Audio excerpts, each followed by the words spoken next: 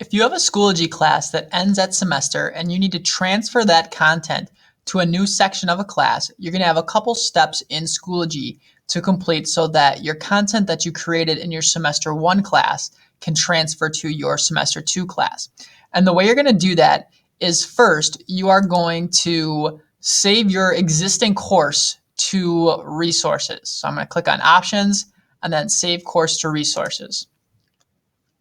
And then what it's going to ask me to do is ask me where I want to put that. For most of us, that's going to be right in your home folder. And then if you have additional folders in there, you could put it in those additional folders, but you don't have to. It's just going to make a folder with all of those resources in it in that existing class. And then you're going to hit submit.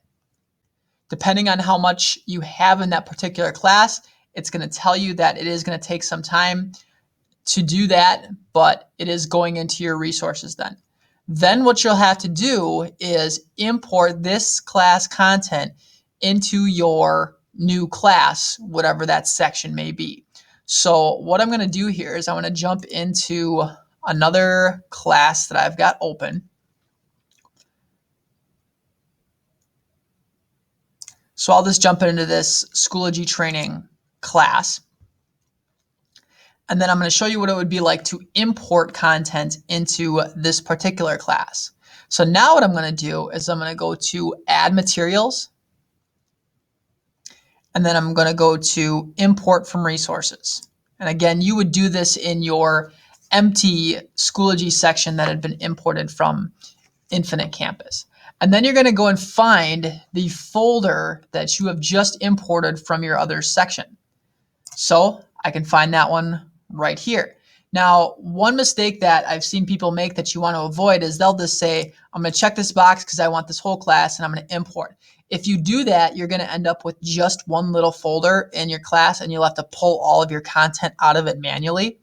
But if you go into the actual course, check the box for check all these columns and then import it, now all these folders and other items that you've put into that class will come in separately.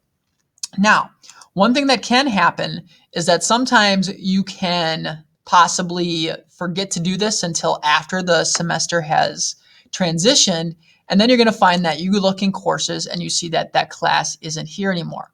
That's still there. It's automatically saved. You just need to know where to look for it. And where you're going to go is you're going to go down to where it says See All in the bottom right-hand corner.